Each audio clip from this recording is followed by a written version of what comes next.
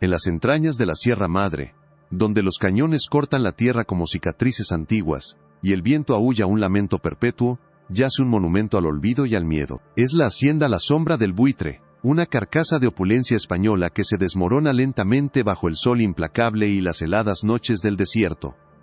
Durante casi un siglo y medio, sus muros de adobe han guardado un silencio tan profundo que se ha convertido en su propio sonido, una ausencia que pesa sobre el paisaje. Los lugareños, descendientes de aquellos que una vez sirvieron o temieron a sus amos, no se acercan, cuentan historias en susurros sobre la última gran fiesta de la familia García, en el otoño de 1877, un evento que pasó a la leyenda como el banquete silencioso. Cuentan que esa noche, la música y las risas se derramaron por los valles, solo para ser sucedidas por un abrupto y eterno mutismo. A la mañana siguiente, los García, la familia más poderosa y próspera de la región, magnates de la plata y pilares de la sociedad, habían desaparecido. No dejaron nota, ni rastro de lucha, ni indicio de su destino. Simplemente se desvanecieron, dejando atrás una mesa puesta para 30 comensales, platos intactos y copas de vino llenas, como una fotografía macabra de un momento interrumpido. La hacienda, con sus muebles de caoba carcomidos por el tiempo y los retratos de la familia observando desde las paredes con ojos vacíos y acusadores, se convirtió en un mausoleo de su propio misterio, un lugar donde se dice que el hambre de la casa nunca fue saciada. El enigma de los García era una espina clavada en el costado de la historia regional, una anomalía que desafiaba toda explicación lógica. Para el doctor Mateo Rivas, un historiador gastronómico de renombre, esta anomalía era una obsesión profesional. Rivas había dedicado su vida a desenterrar y revivir las tradiciones culinarias perdidas de la frontera, trazando la evolución de los sabores que definieron una era. En sus archivos, poseía menús de cenas presidenciales, recetarios de conventos aislados y diarios de cocineros de ranchos humildes. Sin embargo, de los legendarios banquetes de la familia García, conocidos en su tiempo como los eventos más fastuosos y exclusivos del país, no existía absolutamente nada. Ni una sola receta, ni una mención detallada en las cartas de sus ilustres invitados, ni un libro de contabilidad de su cocina. Era un vacío histórico, un capítulo arrancado deliberadamente de los anales de la gastronomía. En la quietud de su estudio, rodeado de mapas antiguos y libros encuadernados en piel, Rivas a menudo se perdía en conjeturas. ¿Cómo podía una familia tan documentada, tan ostentosa en cada aspecto de su vida pública, haber sido tan hermética sobre el epicentro de su poder social, su mesa? Esta pregunta lo atormentaba, no como un misterio de fantasmas, sino como un desafío intelectual. Estaba convencido de que la clave para entender el poder y la súbita caída de los García no residía en sus minas de plata, sino en los secretos guardados en su comedor. Estaba decidido a ser él quien escribiera ese capítulo perdido, sin importar cuán profundo tuviera que cavar. La historia que estás a punto de escuchar permaneció enterrada por más de un siglo. Antes de que desenterremos este secreto, dinos en los comentarios desde qué ciudad nos acompañas. Y si te fascinan los misterios oscuros como este, asegúrate de estar suscrito. Tras meses de solicitudes burocráticas y negociaciones con los custodios del patrimonio histórico, Mateo Rivas finalmente obtuvo el permiso para realizar una exploración académica en la hacienda La Sombra del Buitre. El viaje en sí fue un descenso gradual hacia otro tiempo. El camino pavimentado dio paso a la tierra, y la tierra a un sendero apenas visible, que serpenteaba a través de un paisaje cada vez más inhóspito y solitario. El aire se enrareció, cargado con el aroma de pino y polvo antiguo, cuando la silueta de la hacienda apareció finalmente, recortada contra el cielo cobrizo del atardecer. Rivas sintió un escalofrío que no tenía nada que ver con la temperatura. La casa parecía observar su llegada desde las cuencas vacías de sus ventanas, una bestia dormida que resentía la interrupción. El pesado portón de madera crujió como un gemido de dolor al abrirse, revelando un patio invadido por la maleza, donde una fuente seca y agrietada era el único testigo de una belleza pasada. Cada paso que daba sobre las losas de piedra resonaba en el silencio opresivo, un sonido profano en un lugar sagrado para el olvido. La sensación de ser un intruso era abrumadora, como si las sombras que se alargaban desde las arcadas del claustro fueran los espíritus de aquellos que nunca se fueron, juzgando su presencia con una fría indiferencia. Se detuvo frente a la puerta principal, la madera oscura y agrietada, y por un momento, la magnitud de su tarea se cernió sobre él. No estaba a punto de entrar en una simple ruina, estaba cruzando el umbral hacia el corazón de una leyenda. El interior de la hacienda era aún más sobrecogedor.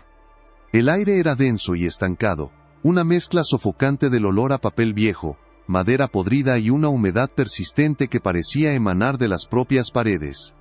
Finas capas de polvo cubrían cada superficie, preservando la escena como la ceniza volcánica preservó Pompeya. En el gran salón, los muebles estaban cubiertos por sábanas blancas que parecían sudarios, dándoles la apariencia de una procesión de fantasmas congelados. Rivas avanzó con cuidado, su linterna cortando la penumbra y revelando destellos de la opulencia perdida. El brillo apagado de un candelabro de cristal, los hilos de oro de un tapiz deshilachado, el rostro pálido de una matriarca García, en un retrato cuyo lienzo se había agrietado como piel seca. Su destino, sin embargo, era el gran comedor. Al entrar, la escena lo dejó sin aliento. La larga mesa de caoba, capaz de sentar a 30 personas, seguía puesta. Platos de porcelana con el monograma de la familia, cubiertos de plata ennegrecida por la oxidación, y copas de cristal cubiertas por una gruesa capa de polvo. Era un banquete fantasma, una cena interrumpida a la espera de comensales que nunca regresarían. Rivas caminó lentamente a lo largo de la mesa, la luz de su linterna reflejándose en los rostros vacíos de los retratos que lo rodeaban. La atmósfera era de una tristeza profunda y una tensión latente, como si el eco de la última conversación aún vibrara en el aire, justo por debajo del umbral del oído. Dejando atrás el silencio sepulcral del comedor, Mateo se dirigió a las entrañas funcionales de la casa, la cocina. El contraste fue inmediato y desconcertante. Mientras que las áreas públicas hablaban de refinamiento, la cocina gritaba eficiencia brutal. Era de una escala industrial, con hornos de ladrillo lo suficientemente grandes como para asar un buey entero y una colección de ganchos de carnicero, inusualmente grandes y robustos colgando de vigas en el techo. Parecía más una instalación de procesamiento que la cocina de una residencia familiar, por muy rica que fuera. Fue en la despensa contigua donde su investigación daría un giro irrevocable. La habitación estaba llena de estanterías de madera que se desmoronaban, cubiertas de frascos rotos y los restos de sacos de grano.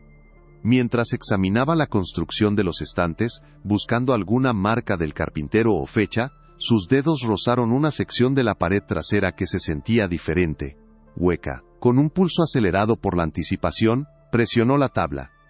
Con un suave clic, una sección de la pared se abrió hacia adentro, revelando un compartimento secreto, oscuro y lleno de telarañas. Dentro, protegido de las décadas de decadencia, yacía un único objeto, un libro pesado, de gran tamaño, encuadernado en un cuero oscuro y sin tratar, cerrado con un tosco broche de latón. El corazón de Rivas martillaba en su pecho. Podía ser un libro de contabilidad familiar, un diario, o, con suerte, el tesoro que había venido a buscar. El legendario y perdido recetario de la familia García.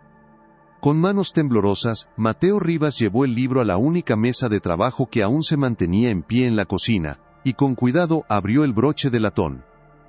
El cuero crujió en protesta, liberando una bocanada de aire viciado. Lo que vio en la primera página heló la sangre en sus venas y borró cualquier esperanza de un descubrimiento culinario. No era un recetario. No era un diario personal en el sentido tradicional.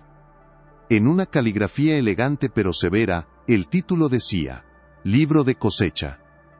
Confundido, pasó a la siguiente página. Era una lista de nombres, cada uno seguido de una fecha que correspondía a los famosos banquetes de los García.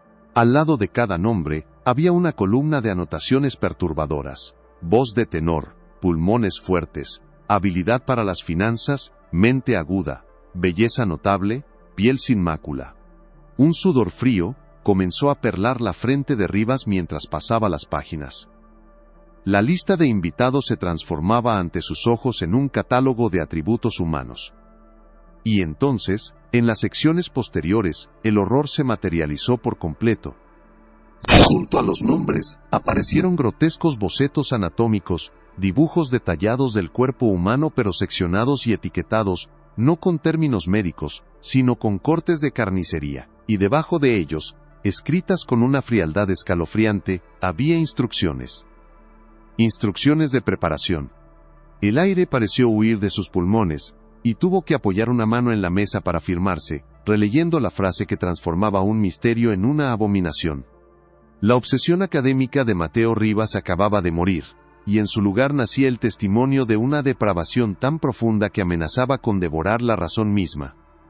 El viaje de regreso desde la sombra del buitre fue un descenso silencioso a través de los círculos del infierno personal de Mateo Rivas. El sol, que antes parecía un simple astro en el cielo, ahora se sentía como el ojo indiferente de un dios que había presenciado atrocidades sin intervenir. Cada curva en el camino de tierra, cada cañón que se abría a sus costados, ya no era un testimonio de la majestuosidad geológica, sino una posible tumba sin marcar. El libro, envuelto en una tela de lino que había llevado para proteger artefactos delicados, yacía en el asiento del copiloto, irradiando un frío que parecía penetrar el cuero del asiento y llegar hasta los huesos de Rivas. No era un objeto inanimado, se sentía como un tumor maligno extirpado de la casa, una concentración de maldad que ahora latía silenciosamente en el confinado espacio de su vehículo. El historiador gastronómico había muerto en aquella cocina. En su lugar, un hombre se aferraba al volante con los nudillos blancos, convertido en el custodio de un secreto que amenazaba con reescribir no solo la historia de una familia, sino la propia naturaleza de la civilización en aquellas tierras fronterizas. El zumbido del motor era el único sonido, un contrapunto monótono a los gritos silenciosos que emanaban de las páginas encuadernadas en piel. De vuelta en la seguridad de su estudio, rodeado por las herramientas de su oficio, mapas, facsímiles y libros de historia culinaria, el libro de cosecha parecía una blasfemia. Su presencia sobre el escritorio de caoba pulida era una mancha, una intrusión de la barbarie en el santuario de la academia. Mateo trabajó durante horas bajo la luz cruda de una lámpara de escritorio, la única fuente de iluminación en la habitación, como si temiera que la luz del día pudiera hacer que el horror que contenía se derramara por el mundo. Con guantes de látex, como si estuviera manejando un residuo tóxico, comenzó el metódico proceso de fotografiar cada página. La caligrafía de don Isidro García era impecable, una cursiva elegante y controlada que contrastaba de manera nauseabunda con el contenido. Cada trazo era una obra de arte al servicio de la depravación. Mateo sintió una oleada de repulsión, al darse cuenta de que el autor de aquellas líneas no era un bruto, sino un hombre de inmensa cultura y refinamiento. El mal que documentaba no era producto de la ignorancia, sino de una filosofía calculada y monstruosa.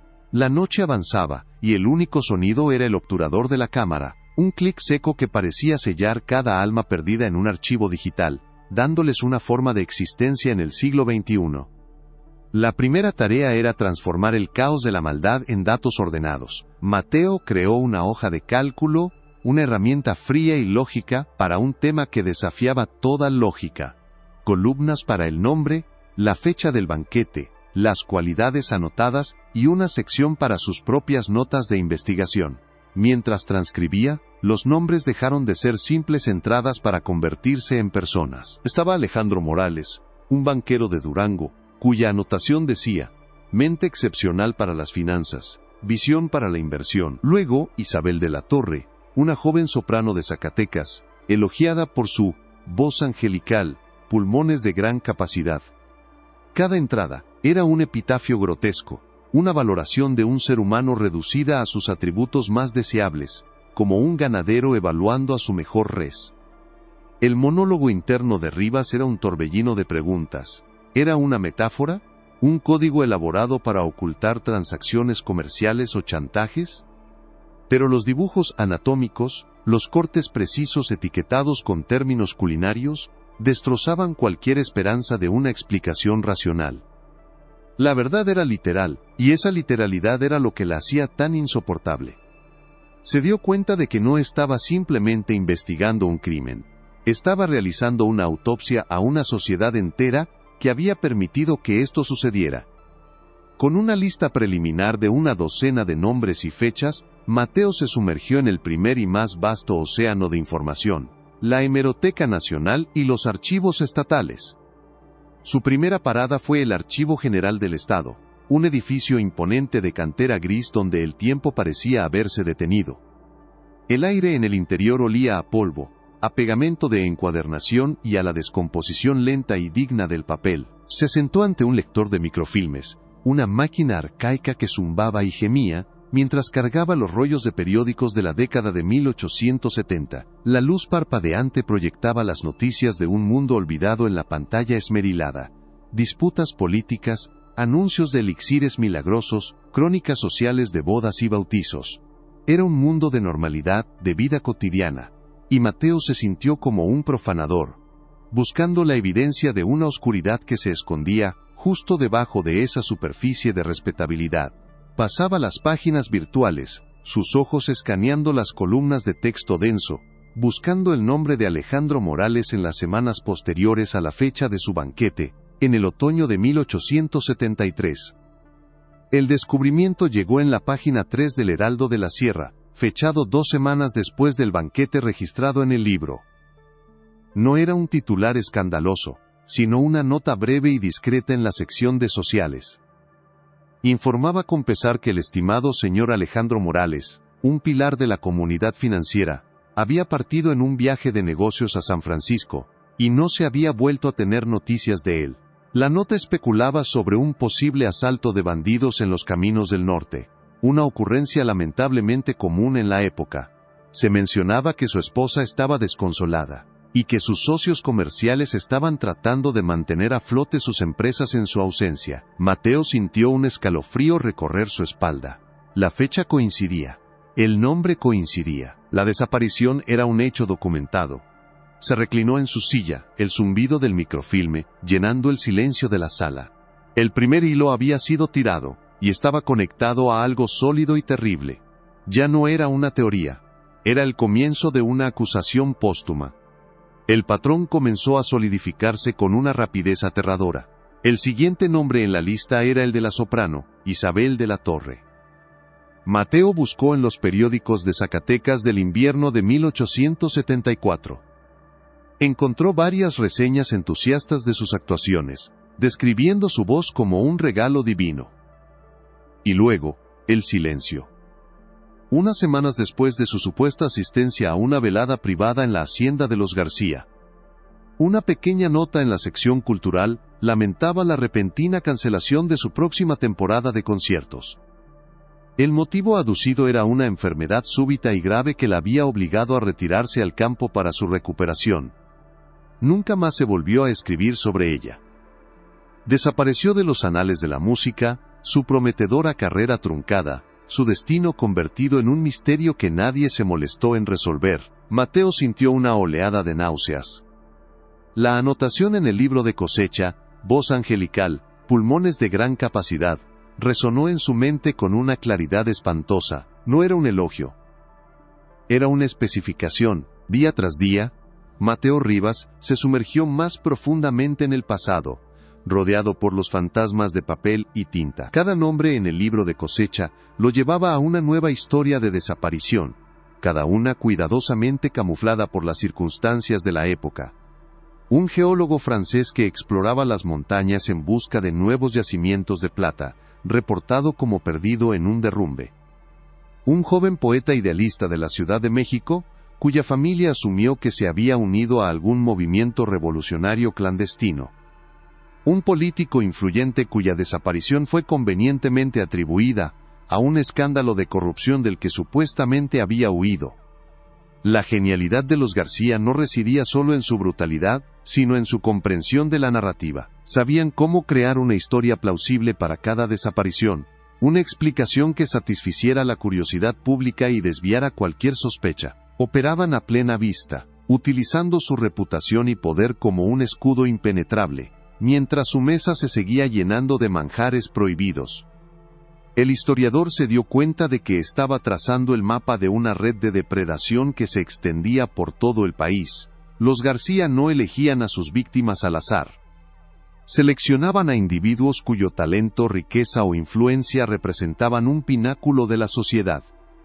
Eran coleccionistas de la excelencia humana, pero su método de colección era la aniquilación. Mientras conectaba los puntos, una verdad aún más siniestra comenzó a tomar forma en la mente de Rivas. No se trataba solo de un ritual de canibalismo.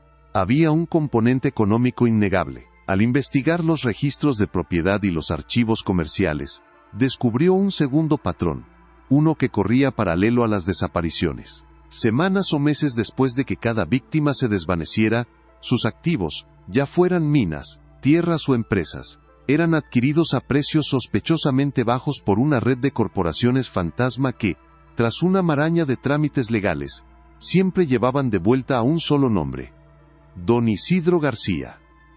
El horror ahora tenía dos cabezas, la del ritualista y la del capitalista depredador. El canibalismo no era solo una perversión espiritual, era una herramienta de expansión económica.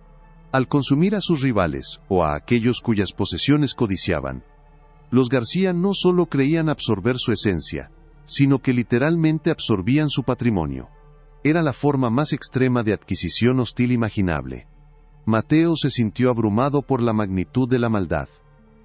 Era sistemática, eficiente, y estaba profundamente arraigada en las estructuras de poder de la época. Los García no eran simplemente una familia de monstruos aislados, eran el corazón de un sistema corrupto que les permitía operar con total impunidad. La policía local, los jueces, los políticos, todos debían estar en su nómina, o peor aún, sentados a su mesa, participando voluntaria o ignorantemente en el festín. Sin embargo, la investigación no era una línea recta. Mateo encontró callejones sin salida que lo atormentaban durante días. Algunos nombres en el libro eran imposibles de rastrear. Eran personas menos conocidas, quizás viajeros o artistas itinerantes, cuyas vidas no habían dejado una huella profunda en los registros oficiales. Sus desapariciones no habrían causado alarma, sus ausencias apenas notadas. Estos eran los fantasmas más tristes, las víctimas perfectas cuya existencia entera había sido borrada por el apetito de los García. Mateo pasaba noches en vela, mirando fijamente la pantalla de su computadora, sintiendo el peso de estas vidas olvidadas. La frustración lo corroía. Sentía que les debía una identidad, un reconocimiento. Pero el tiempo había hecho su trabajo, erosionando las pruebas hasta convertirlas en polvo. Por momentos la duda se apoderaba de él. Estaba forzando las conexiones. Estaba construyendo un monstruo a partir de coincidencias y leyendas. Fue durante una de esas noches de duda, mientras revisaba sus notas por enésima vez, que una nueva idea surgió de las profundidades de su agotamiento. La familia García era conocida por su piedad pública, por sus generosas donaciones a la Iglesia Católica. Don Isidro y su esposa, doña Elara, eran vistos como pilares de la moralidad y la fe en la región. ¿Era posible que esta devoción dejara otro tipo de rastro? ¿Un rastro más privado, más confesional? Si un hombre como Isidro García necesitaba justificar sus acciones ante sí mismo y ante su Dios, o si su esposa vivía atormentada por los pecados de su casa, quizás buscarían consuelo o absolución en la iglesia. La posibilidad era remota. Los archivos eclesiásticos eran notoriamente inaccesibles para los investigadores laicos, pero era una vía que no podía permitirse ignorar.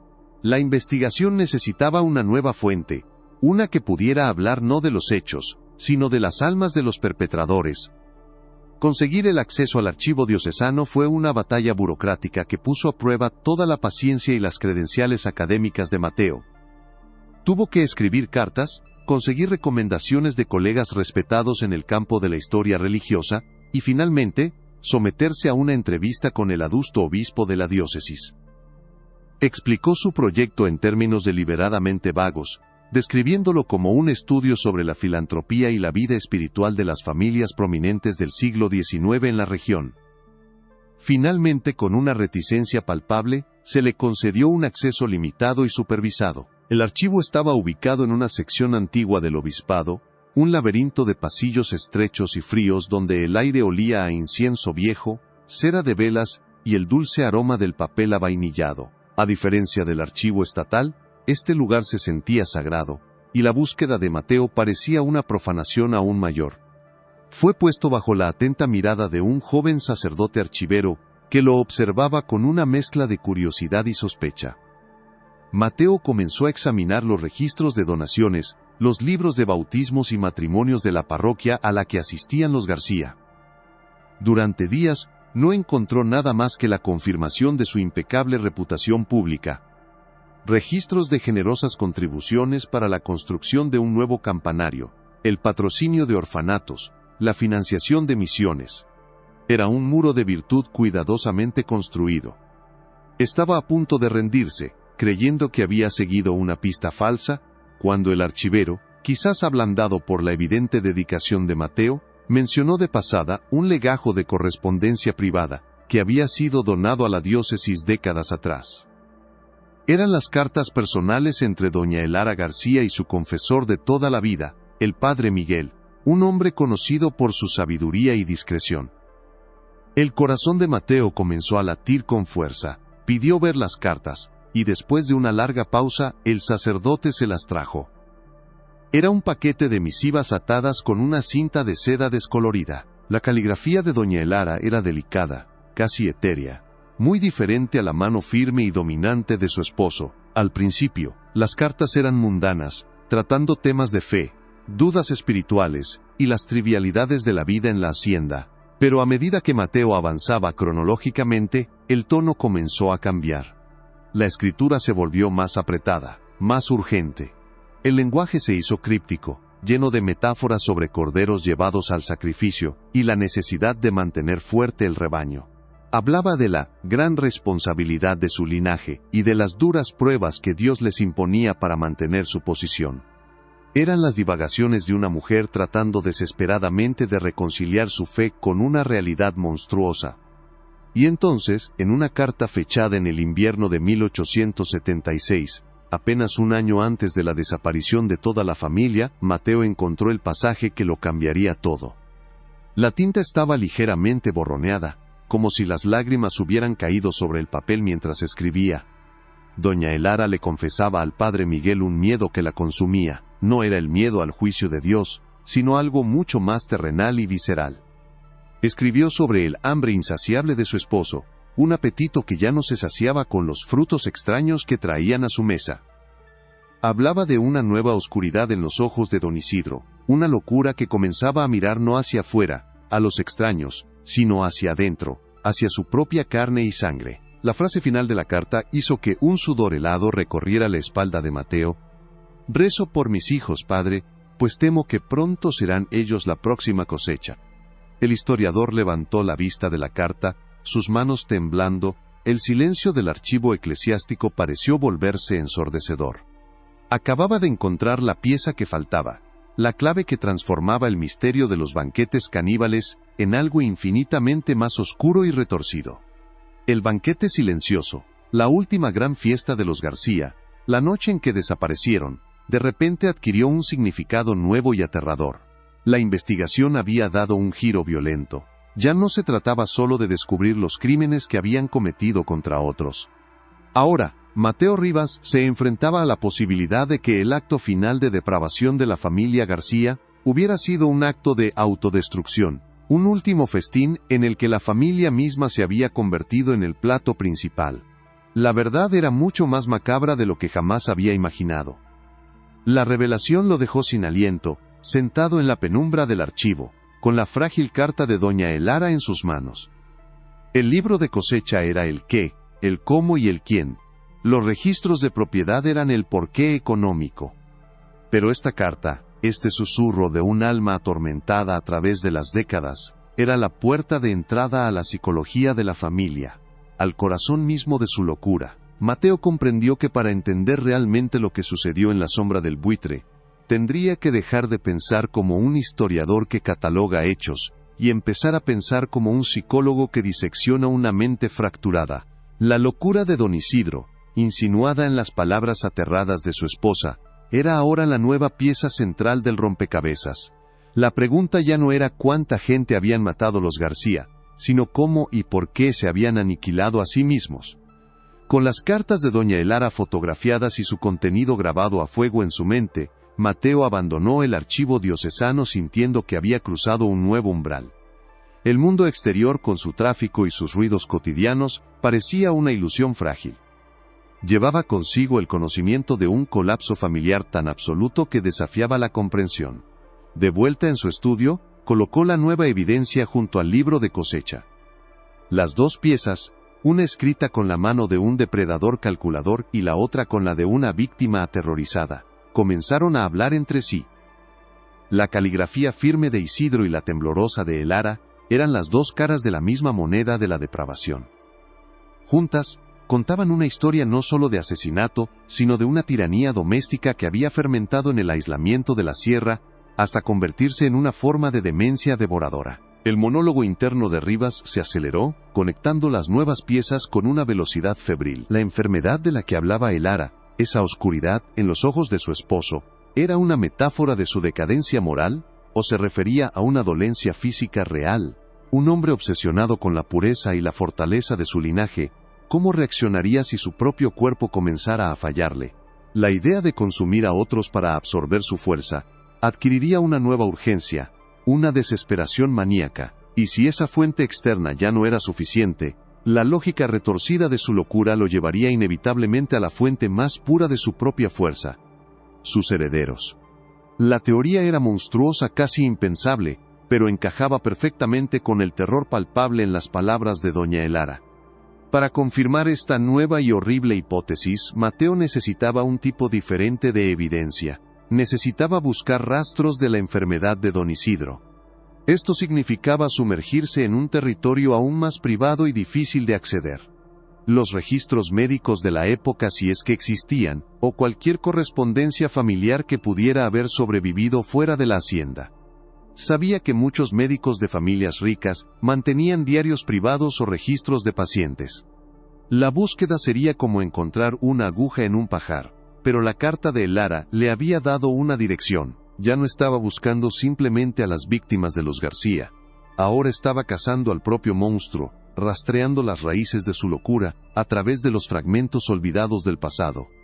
Mientras se preparaba para esta nueva fase de la investigación, Mateo miró de nuevo la última página del libro de cosecha. La última entrada correspondía a la fecha del banquete silencioso. A diferencia de las demás, no tenía un solo nombre de un invitado externo. En su lugar, había una lista de iniciales, escritas con un trazo casi ilegible, como si la mano que las escribió estuviera temblando violentamente.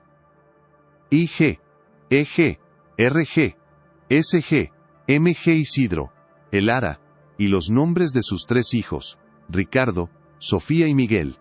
Al lado de cada inicial, en la columna de cualidades, solo había una palabra, repetida 5 veces. Una palabra que ahora resonaba con un significado pavoroso: purificación. El rompecabezas estaba lejos de estar completo, pero las piezas que ahora tenía sobre la mesa formaban el contorno de un horror familiar tan íntimo y tan absoluto que prometía eclipsar todo lo que había descubierto hasta ahora. El peso de la responsabilidad sobre los hombros de Mateo se había vuelto casi físico. Ya no era solo un académico persiguiendo una historia fascinante. Era el único abogado de docenas de víctimas y, lo que era más extraño, el único cronista del apocalipsis privado de la propia familia asesina. Sabía que la siguiente etapa de su viaje lo llevaría a lugares aún más oscuros, a secretos que habían sido enterrados con la intención de que nunca vieran la luz. La hacienda había revelado el método, los archivos habían revelado la escala, y la correspondencia de una esposa aterrorizada había revelado el presagio del fin. Ahora, debía encontrar la prueba final que le permitiera reconstruir la escena de esa última cena, el banquete silencioso donde el hambre de la casa finalmente se volvió sobre sí misma. Mientras la noche envolvía su estudio, Mateo Rivas se dio cuenta de que la historia de la familia García no era simplemente una crónica de crímenes, sino una parábola sobre cómo el poder absoluto, aislado de cualquier control moral, inevitablemente se consume a sí mismo. La opulencia de su hacienda, la magnificencia de sus banquetes, todo había sido una fachada para un vacío espiritual tan profundo que solo podía llenarse con la vida de otros. Y cuando el mundo exterior ya no fue suficiente para saciar ese vacío, el hambre se dirigió hacia adentro, en un acto final de canibalismo, que fue tanto un asesinato como un suicidio. La búsqueda de la verdad se había convertido en un descenso al epicentro de una implosión familiar, y Mateo sabía que no podría descansar hasta haber llegado al fondo. La búsqueda de registros médicos del siglo XIX en las regiones remotas de la Sierra Madre era una tarea que bordeaba lo imposible, un descenso a un laberinto de burocracia olvidada y archivos devorados por la polilla y la humedad. Mateo Rivas, ahora impulsado por una urgencia que trascendía la simple curiosidad académica, se encontró navegando por sótanos de juzgados provinciales y los repositorios polvorientos de pequeñas parroquias, lugares donde los documentos no se archivaban, sino que iban a morir. El aire en estos lugares era espeso, una mezcla del olor dulzón del papel en descomposición y el aroma mineral de la piedra fría. Cada legajo que abría era una apuesta, una posibilidad, entre 1.000.000 de encontrar una mención, por discreta que fuera, de la salud del hombre más poderoso de la región. Pasó semanas enteras en un silencio casi monástico, sus únicos compañeros siendo el susurro de las páginas al pasar, y el zumbido de una solitaria bombilla que colgaba del techo, arrojando una luz amarillenta sobre décadas de vidas olvidadas. Los registros eran un mosaico de la existencia humana, certificados de nacimiento y defunción, disputas por linderos, testamentos de rancheros humildes. Pero del estado de salud de don Isidro García, no había ni una sola palabra, como si el hombre fuera inmune a las debilidades de la carne, una deidad de piedra y plata, cuya condición física era un secreto de estado, tan celosamente guardado como la fuente de su riqueza. La frustración comenzó a carcomer la determinación de Mateo. Cada día que pasaba sin encontrar una pista se sentía como una victoria para los fantasmas de los García, como si su poder se extendiera más allá de la tumba para proteger sus secretos. Se sentía atrapado en un eco, siguiendo los pasos de una historia que se desvanecía justo delante de él. Por las noches, en la soledad de su habitación de hotel en un pequeño pueblo de la sierra, extendía sus notas sobre la cama, mirando los nombres de las víctimas, los diagramas de la hacienda, las copias de las cartas de Elara. El rostro de don Isidro, copiado de un viejo retrato, lo observaba desde una fotografía. Sus ojos oscuros y penetrantes parecían burlarse de sus esfuerzos. El monólogo interno de Rivas era un campo de batalla. Estaba persiguiendo una fantasía. Había interpretado mal la carta de Elara, atribuyendo a una enfermedad lo que podría haber sido simplemente una metáfora de su crueldad. La duda es un veneno lento para el investigador, y Mateo sentía sus efectos paralizantes. Se obligaba a recordar la sensación del libro de cosecha en sus manos, la frialdad de su cuero, la precisión demente de sus anotaciones. El mal que había sentido en esa cocina era real. Tenía que haber una explicación, una raíz física para una locura tan monumental. No podía rendirse, no cuando estaba tan cerca de dar voz a tanto silencio. El punto de inflexión llegó de la fuente más inesperada, no en un archivo gubernamental, sino en la biblioteca de una antigua universidad jesuita en la capital del estado. Mientras buscaba registros sobre la vida social de la élite de la época, con la esperanza de encontrar diarios o correspondencia de otros hacendados que mencionaran a los García, se topó con una colección donada décadas atrás. Los papeles privados del Dr. Antoine Dubois, un médico francés que había pasado varios años en México a mediados del siglo XIX, especializándose en el tratamiento de las familias adineradas y aisladas que desconfiaban de los médicos locales. El corazón de Mateo dio un vuelco. Era una posibilidad remota, una aguja en un pajar de dimensiones continentales, pero era la primera pista nueva en semanas. Con una mezcla de esperanza y temor, solicitó acceso a los diarios del doctor. Le trajeron una serie de volúmenes encuadernados en piel, sus páginas llenas de una escritura apretada y elegante en francés. El trabajo de traducción sería arduo y meticuloso, pero mientras pasaba las primeras páginas, sus ojos se posaron en una entrada fechada en 1875.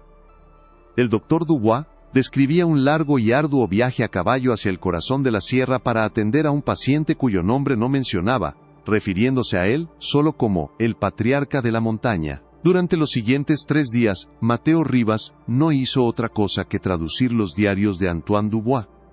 El médico era un hombre de ciencia, pero también un observador agudo de la condición humana, y sus notas eran tanto un registro clínico como un estudio de personajes.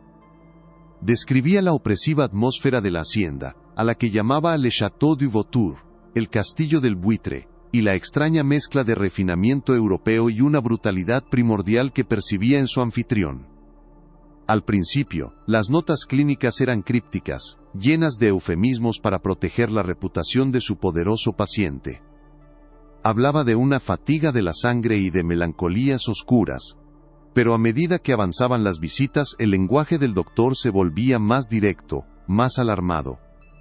Describía síntomas que Mateo, con la ayuda de textos médicos modernos, reconoció con un horror creciente: lesiones cutáneas, dolores de cabeza severos, cambios erráticos de humor que iban de la euforia a una paranoia violenta, y una creciente grandiosidad en sus delirios.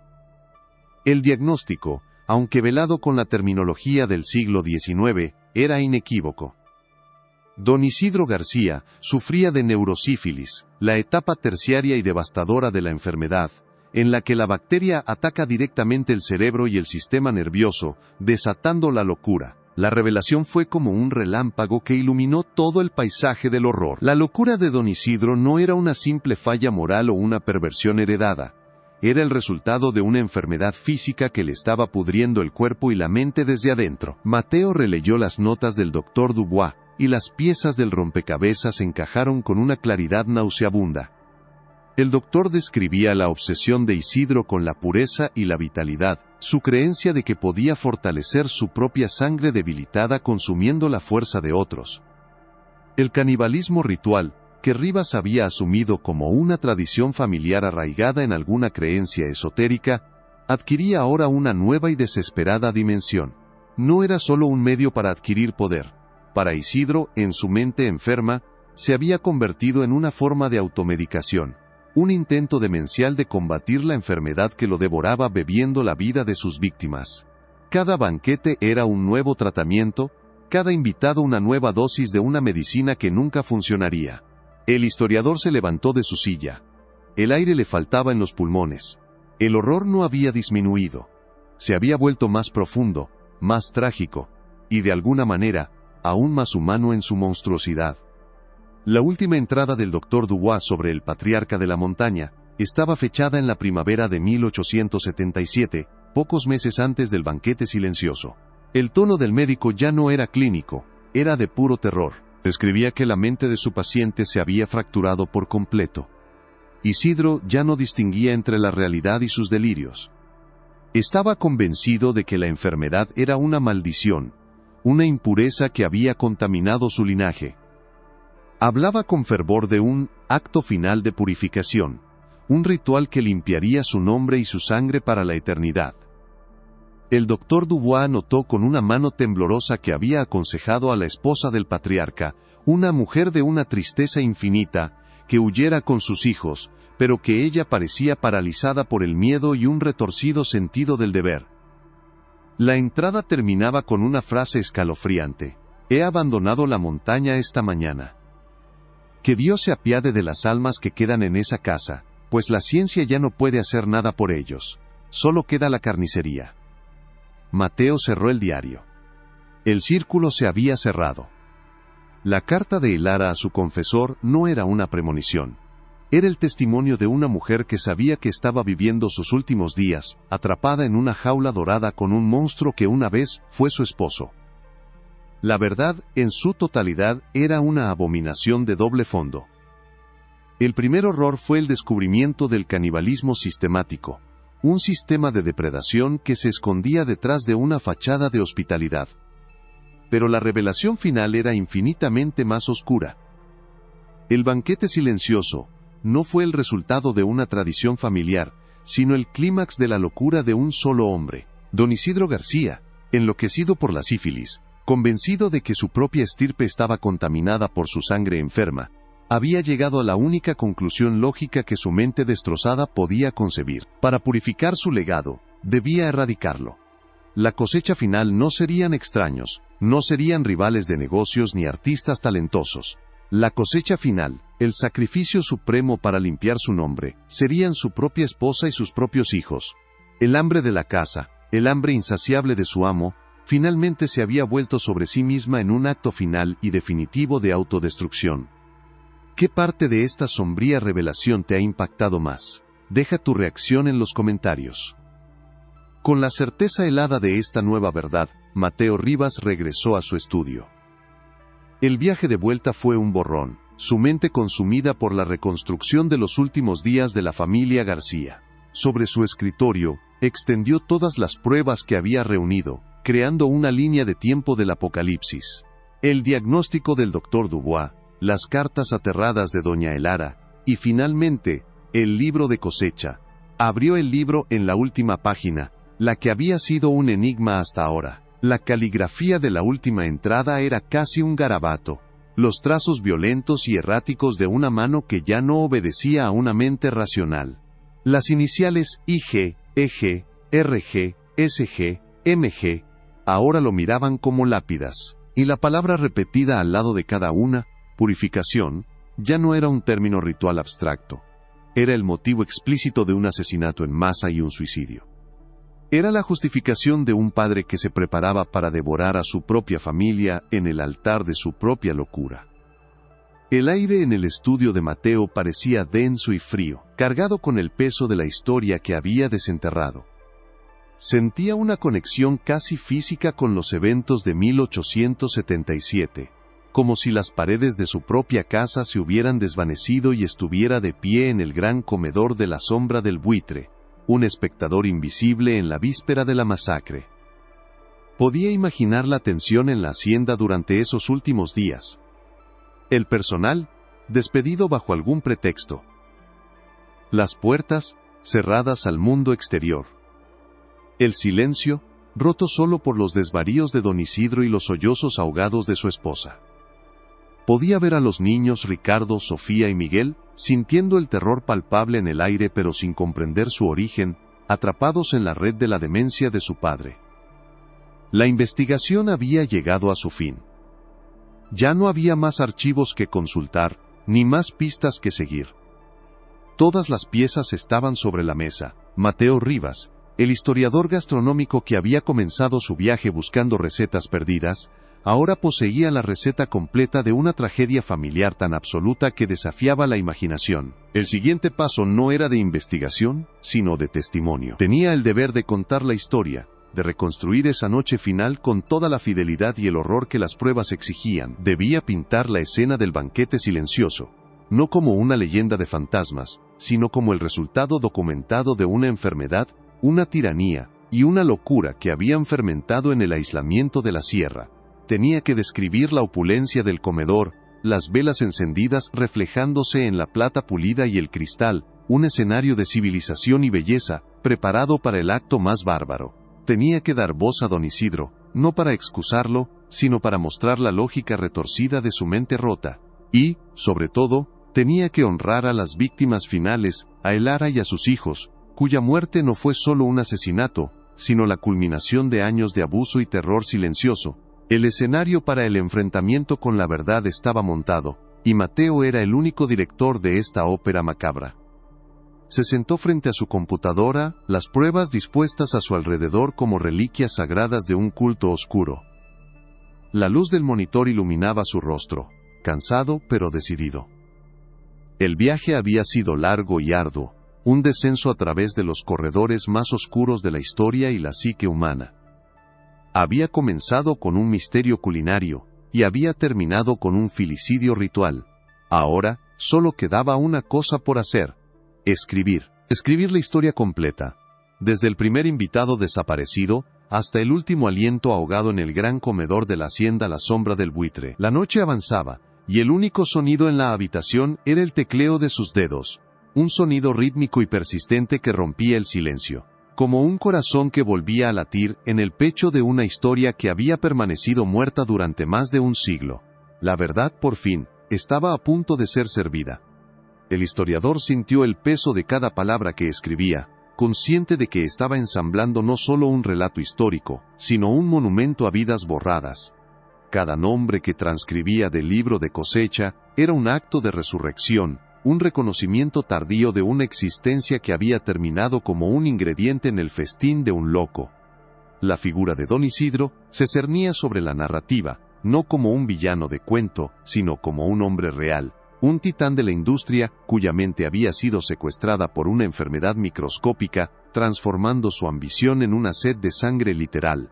La tragedia de los García, se dio cuenta Mateo, era una advertencia atemporal sobre la fragilidad de la razón humana y cómo las fachadas más imponentes de poder y respetabilidad pueden ocultar los abismos más profundos de la depravación, esperando solo el catalizador adecuado para desatar el infierno en la tierra. La investigación había concluido, pero el viaje emocional de Mateo estaba lejos de terminar.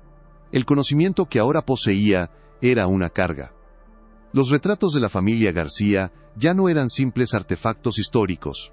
Eran los rostros de una pesadilla. El comedor de su propia casa le parecía de pronto un lugar extraño y amenazante. Había desenterrado la verdad, pero al hacerlo, también había permitido que una parte de la oscuridad de la sombra del buitre se filtrara en su propio mundo. Sin embargo, no había arrepentimiento. Su obsesión académica se había transformado en una obligación moral. Las víctimas de los García, tanto los invitados como la propia familia, merecían que su historia fuera contada, que el silencio que había rodeado su destino durante más de 100 años fuera finalmente roto por el grito ensordecedor de la verdad. Mientras las primeras luces del alba comenzaban a teñir el cielo, Mateo Rivas escribió la última palabra del prólogo de su reconstrucción. Había reunido todas las pruebas, había conectado todos los hilos, había entendido la psicología detrás del horror. El libro de cosecha, las cartas de Elara, los registros de propiedad y los diarios del Dr. Dubois formaban un coro de voces fantasmales que ahora hablaban a través de él. El corazón de la investigación había sido alcanzado, y la oscuridad había sido mapeada. Ahora solo quedaba presentar el caso al mundo, llevar al público a esa mesa en el otoño de 1877, y obligarlos a presenciar, paso a paso, el desarrollo del banquete silencioso, el festín final, que consumiría a toda una dinastía y dejaría una cicatriz eterna en la memoria de la sierra. El juicio de la historia estaba a punto de comenzar. La verdad, una vez desenterrada, exige ser contada en toda su aterradora plenitud. La reconstrucción de la última noche, en la hacienda La Sombra del Buitre, no es una especulación, sino un mosaico ensamblado a partir de las piezas que Mateo Rivas había reunido con tanto esfuerzo. La lógica demente de un diario médico, el terror susurrado en una carta confesional, y el frío catálogo de un libro de carnicería humana. La noche del banquete silencioso, en el otoño de 1877, no comenzó con gritos, sino con una opulencia casi teatral. El gran comedor estaba iluminado por el resplandor de un centenar de velas, su luz danzando sobre la platería pulida, la porcelana fina y las copas de cristal que esperaban un vino que celebraría la aniquilación. Don Isidro García, vestido con la impecable elegancia de un patriarca en control absoluto, presidía la cabecera de la mesa, pero sus ojos, descritos por el Dr. Dubois como pozos de una melancolía oscura, ahora ardían con un brillo febril, una certeza maníaca que transformaba su rostro en una máscara de autoridad divina. A su lado, doña Elara parecía una figura de cera, su belleza marchita por un miedo tan profundo que le había robado el color de la piel y la luz de la mirada. Y frente a ellos sus 3 hijos, Ricardo, Sofía y Miguel, sentados en un silencio obediente, demasiado jóvenes para comprender la naturaleza del abismo que se abría a sus pies, pero lo suficientemente mayores para sentir el frío antinatural que emanaba de su padre. Una helada que ninguna chimenea encendida podía disipar. La escena era la de un retrato familiar perfecto, pero el aire estaba cargado de una tensión insoportable, como el silencio que precede a la caída del rayo. El ritual comenzó cuando el último sirviente fue despedido, y las pesadas puertas del comedor se cerraron con un eco que selló el destino de los presentes. Don Isidro se puso de pie, no como un anfitrión, sino como un sumo sacerdote ante el altar del sacrificio. Su voz, normalmente un barítono resonante que imponía respeto en las salas de juntas y los salones gubernamentales, se había convertido en el sermón febril de un profeta del Apocalipsis. Habló de la sangre, de la pureza del linaje, de una mancha invisible que había infectado las raíces de su estirpe, una corrupción que él, como guardián de su legado, tenía el deber sagrado de purgar. Sus palabras, extraídas de la lógica retorcida de su mente enferma, no eran para sus víctimas. Eran una justificación para sí mismo, un mantra para ahogar cualquier vestigio de conciencia que pudiera quedar. Y entonces, con un gesto ceremonial, reveló el primer plato del banquete. El grito de doña Elara fue un sonido ahogado, un desgarro en el tejido del silencio, al reconocer lo que se le presentaba. Fue en ese instante que la fachada de la civilización se hizo añicos, revelando la barbarie que se había estado gestando bajo la superficie durante años. Los niños miraban, sus rostros una mezcla de confusión y terror incipiente, mientras su padre les explicaba con una calma espantosa la naturaleza de su purificación, la necesidad de este acto final para asegurar que el nombre de los García ascendiera a la eternidad, limpio de toda debilidad terrenal. No era una cena, era un exorcismo, y ellos eran los demonios a ser expulsados. Lo que siguió en las horas siguientes desafía la descripción y la razón. La reconstrucción de Mateo, basada en la disposición final de la escena y las implicaciones de las pruebas, pinta un cuadro de caos contenido y horror metódico. Fue una masacre ejecutada con la precisión de un ritual. Don Isidro, imbuido de una fuerza demencial por su enfermedad y su convicción, se movió para completar su obra. El comedor se convirtió en un matadero, la opulencia del entorno en un telón de fondo grotesco para una violencia inimaginable. El silencio que finalmente descendió sobre la habitación fue absoluto, un vacío tan profundo que parecía tener peso y textura. El banquete silencioso había cumplido su nombre de la manera más literal y espantosa, cuando su obra de purificación estuvo completa, cuando cada miembro de su familia yacía en el silencio eterno. Don Isidro García, el patriarca de la montaña, el magnate de la plata, el anfitrión legendario, completó el ritual. La evidencia sugiere que se sentó por última vez a la cabecera de su mesa vacía, rodeado por la carnicería de su legado, y puso fin a su propia vida, dejando atrás un tablero macabro que se congelaría en el tiempo, una cápsula de locura y desesperación que esperaría más de un siglo para que alguien se atreviera a abrirla. La familia no desapareció, implosionó con acento agudo, devorándose a sí misma en un último y blasfemo acto de hambre. La publicación de la investigación del Dr. Mateo Rivas, titulada simplemente El libro de cosecha, Anatomía de una depravación, cayó como una bomba sobre la historia de la región. Las familias que habían construido sus fortunas y reputaciones sobre los cimientos establecidos por los García, se vieron obligadas a confrontar el hecho de que uno de sus pilares fundadores era un monstruo de proporciones míticas. Al principio hubo negación, acusaciones de sensacionalismo y difamación histórica. Pero las pruebas eran irrefutables. Impulsadas por la presión pública, las autoridades estatales autorizaron una excavación forense en los terrenos de la hacienda La Sombra del Buitre, en el sótano de tierra apisonada bajo la cocina, justo donde el libro de cosecha había sido encontrado. Los arqueólogos descubrieron lo que las leyendas siempre habían susurrado: una fosa común. Décadas de huesos, mezclados y desordenados, mostraban las marcas inconfundibles de herramientas de carnicero. El análisis antropológico identificó los restos de docenas de individuos, hombres y mujeres, de diversas edades. La ciencia confirmó la crónica de la locura. La leyenda se convirtió en un hecho documentado. Y los nombres del libro de cosecha finalmente fueron inscritos no en un menú, sino en un monumento conmemorativo, otorgándoles una justicia simbólica que les había sido negada durante demasiado tiempo. El impacto de la verdad reconfiguró el folclore local para siempre. La hacienda La Sombra del Buitre ya no era simplemente un lugar embrujado. Se convirtió en un sitio de peregrinación sombría, un monumento a la oscuridad que puede anidar en el corazón humano. La frase ser invitado a cenar a la sombra se arraigó en el léxico regional como una advertencia macabra contra el poder sin control y la hospitalidad que oculta intenciones depredadoras. Para Mateo Rivas, la experiencia fue transformadora. El historiador gastronómico que había buscado desenterrar recetas había terminado desenterrando un cementerio. Su pasión por la historia culinaria quedó marcada para siempre, teñida por el conocimiento de cómo el acto más fundamental de la comunidad, compartir el pan, podía ser pervertido hasta convertirlo en el máximo acto de depredación. La investigación lo dejó con una pregunta inquietante que resonaría en el resto de su carrera. Una pregunta que ahora se cierne sobre toda la historia. Si una familia tan prominente, tan celebrada y tan poderosa pudo ocultar un abismo de tal magnitud bajo el barniz de la civilización, ¿cuántos otros monstruos se sientan a la mesa de la historia, sonriendo desde sus retratos dorados, mientras sus sótanos guardan los huesos de secretos aún más oscuros.